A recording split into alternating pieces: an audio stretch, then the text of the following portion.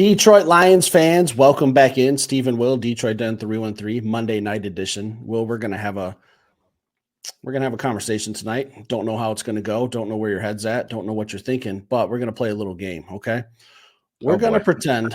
We're gonna pretend you're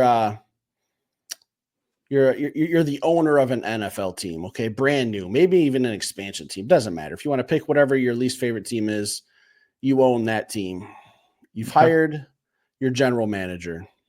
You got to Yep. hire a head coach next. Yep. First calls the Detroit Lions. Who are you hiring? Ben Johnson or Aaron Glenn? Too easy. I'm hiring Aaron Glenn. Really? Too easy. Why is Aaron that? Glenn. So it starts with last season. Last season, he was voted by the players in the NFL, the number one coach around the league, man. So I think that speaks to him and how he is a leader of men.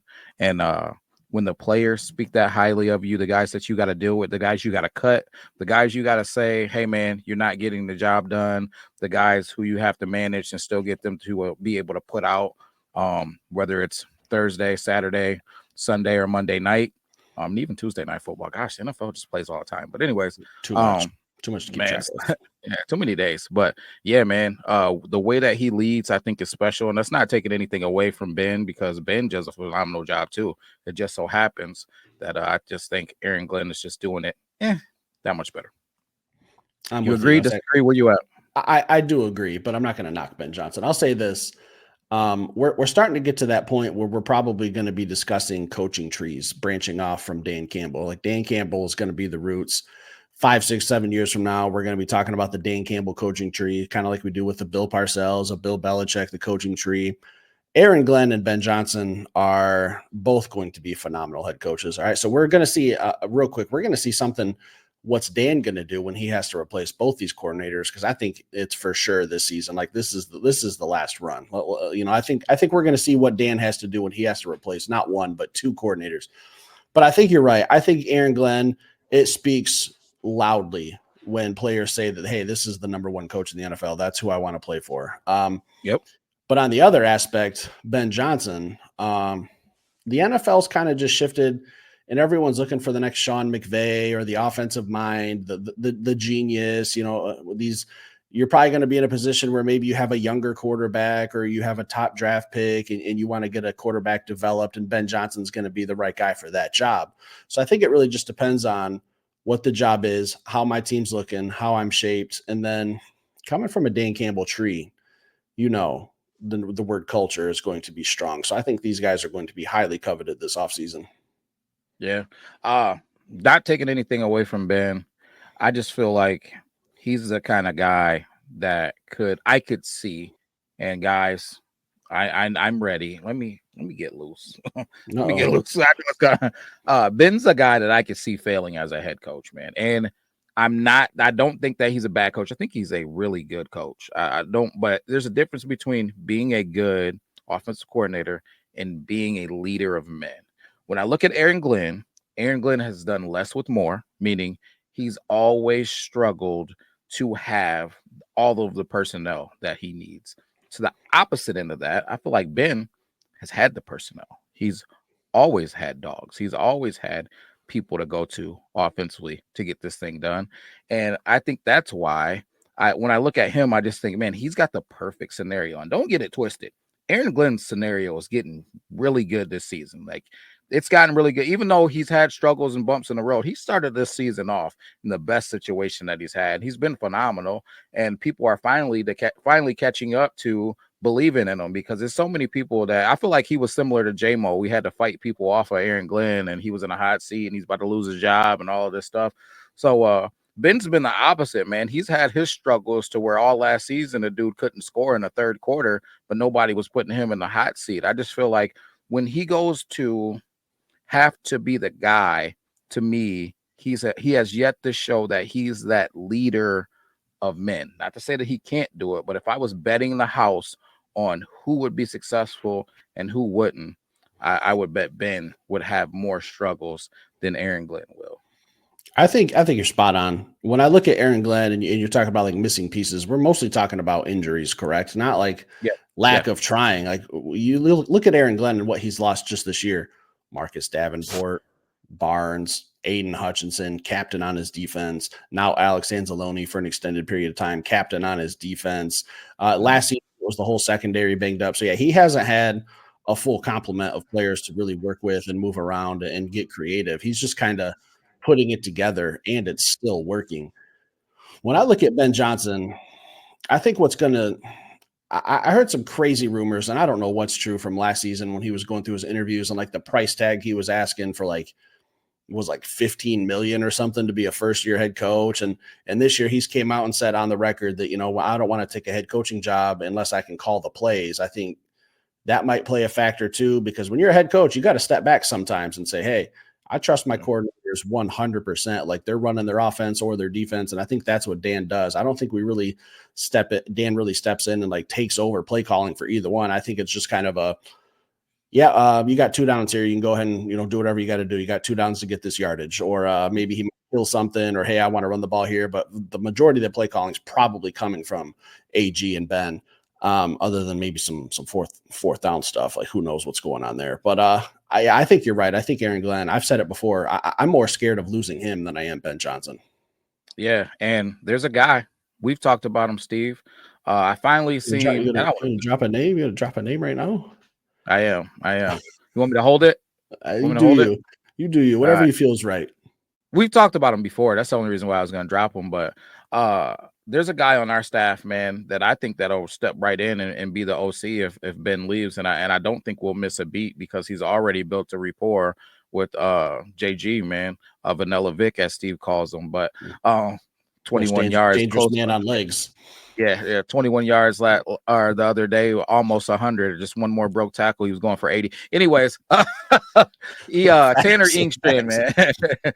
Tanner Inkstrin is a monster, man. He's our offensive pass game coordinator. He's worked closely with Ben and Jared Goff. He's done a phenomenal job. A lot of people don't know about him or haven't heard about him, but that's a name that I think that will probably step in for Ben if he was to leave the Detroit Lions. And I don't want Ben to leave. And I feel like I'm giving Ben a little bit of a hardy critique, man. So don't take that the wrong way. Love Ben. Think he's a really good offensive coordinator and a really good coach. I just feel like I haven't seen that leading men yet. He's got the perfect scenario. I talk about Jared Goff in that perfect scenario as well, man. If we wrote this thing up, what would you want as a quarterback? Hey, I'd want a perfect offensive line, the best in the league, please. I'd want 2 running backs that could start anywhere else in the league virtually. And also, could I get a couple of just receivers that were just phenomenal and Waymo and Amon-Ra St. Brown. Oh, and give me a top tier tight end as well. Like when you start to think about this thing, it's like, man, you have every piece to the puzzle that you could need offensively. And we're not even talking about all of these guys are coming back and we're going to go into a draft where we can just go get JG another weapon if we so choose. So this is a special situation that we have offensively. Now I wonder, and Lord, please, and as a matter of fact, I'm not even going to say that because I'm just not going to say it, but I will say it like this. If there was some adversity similar to the defensive adversity, how would Ben fare? Let me ask you a question. You mentioned Tanner Inkstrin. Mm-hmm. Who would be the guy that takes over for Aaron Glenn if it's someone in-house? We talked about it. You know who it is. I'll let you say it because I know you already know. You said it before. In-house? In-house.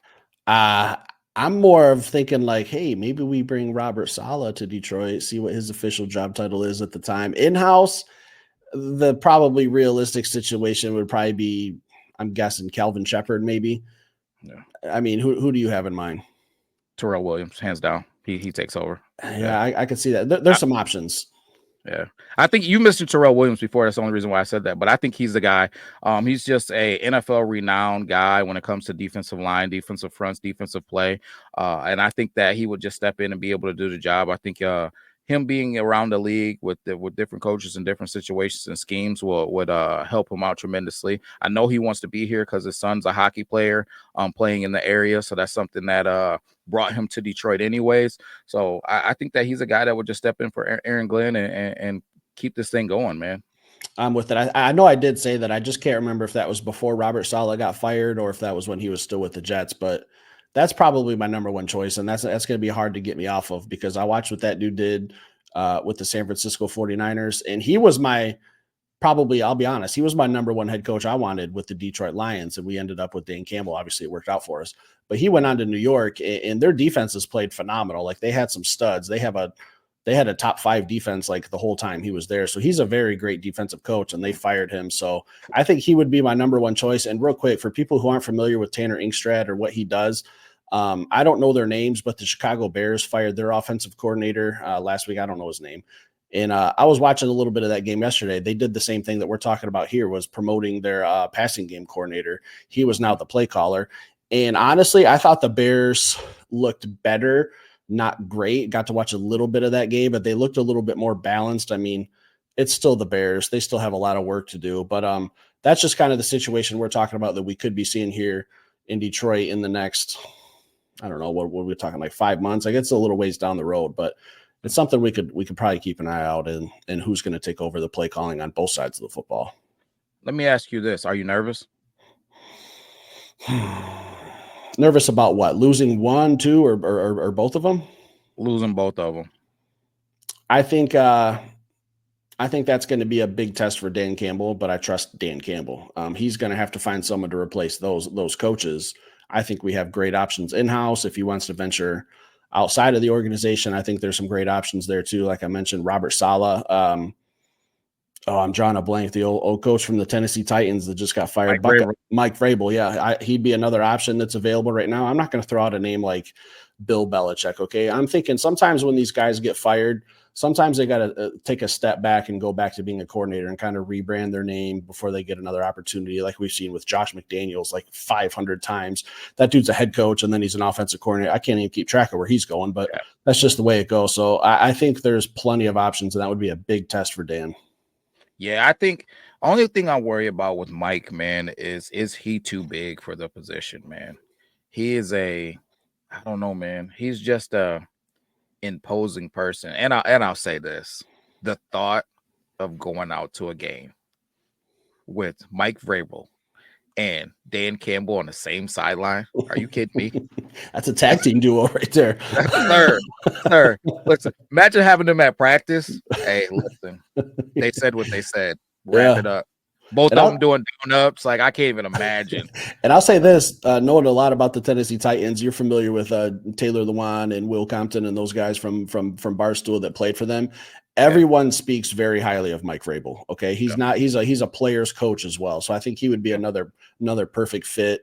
He just doesn't have the hometown connections like Robert Saleh does, but I would be more than happy with that too. So let me ask you my final question. What's the chances we lose Aaron Glenn? What's the chances we lose Ben Johnson? What's the chances we lose both? I would say they're both gone at the end of the season. The only way they stay is if they just feel like they don't care about being a head coach. And I've heard Aaron Glenn talk about it. I truly believe that Aaron Glenn is further along in the wanting to be a head coach than Ben is. I think Ben could have took a couple of jobs this year, and I felt like he was almost making it a little bit tougher to bring him in. Like the stars had to align, the money had to be right, the situation had to be impeccable, or he wasn't going to do it. I don't think he was doing that to be an a-hole. I think he was doing it because the only way that he was going to leave is if it was a perfect situation where they gave him the stars and the moon. Aaron Glenn, I feel like he was a little bit underrated because he didn't have all of the pieces to the puzzle that he needed to really show what he could do as a coordinator. And now that he has them, I think people are going to be blank checks for Aaron Glenn this year. Like, I think it's really going to be people going after him. I think there's a chance we could keep Ben Johnson, because if he wants to maintain playing call or calling plays and doesn't want the responsibilities of a head coach, which I kind of get a little bit of that vibe, and he wants head coach money, there's no salary cap for head coaches. So if Sheila wants to open up that checkbook and make him the highest paid coordinator in the league, it wouldn't be an issue. When you're getting ready to get hired by another team, chances are that team's bad. Chances are they fired their coach for a reason, because they probably have teams with winning records don't fire their coach unless you're our old coach, Jim Caldwell. You're probably going to a bad situation. So you're really looking to bring in a guy like a Dan Campbell who can rebuild, establish your culture. You have to have a phenomenal GM who can hit draft picks, Brad Holmes. You have to have a lot of winning, a lot of recipe for success for this industry. And if Sheila opens up that checkbook and says, hey, head coach is making $7 million, I'll give you $5 million. I'll give you 5 to be an offensive coordinator. That's gonna be a tough task to turn down. Yeah, I agree, and she should, man. I'm not gonna say Ben should have a blank check. I wouldn't give him a blank check, but I'd be willing to write some big numbers on that checkbook. Aaron Glenn, the same thing. I wouldn't give him a blank check, but I'd be willing to write some big numbers on that check for him as well. But and we didn't talk about this, and I know this isn't part of the podcast, but I'm just gonna drop this so people know how I feel about it. Brad Holmes, he just better get a check slid over to him, and she just tell him, just write whatever you think that you would like on there. Because the bottom line, man, him and Dan Campbell are the thing that this thing really makes this thing go. Is really what I guys. They are the glue, man. And I no disrespect to Sheila, that she plays her role. Chris Spielman, he plays his role. But listen, what Coach Campbell and our GM Brad Holmes has done is special. It is, man. I've been saying it all the time. I'm forever grateful. I never thought that I would wake up and I would check my little phonesy and it would say Lions #1 odds to win the Super Bowl. What are we talking about? Phonesy. Yeah, little phonesy. Brad and Dan just remind me of the ancient question: what came first, the chicken or the egg? You can't have one without having the other. You have to have a good GM. You have to have a good head coach, and that's exactly what we have here. So we just wanted to hop on tonight, talk about some options. I think we better enjoy this ride because I think we're going to be replacing some offensive and defensive coordinators here soon, guys. So leave some comments, stick around, hit that like button. We'll be back later with another show.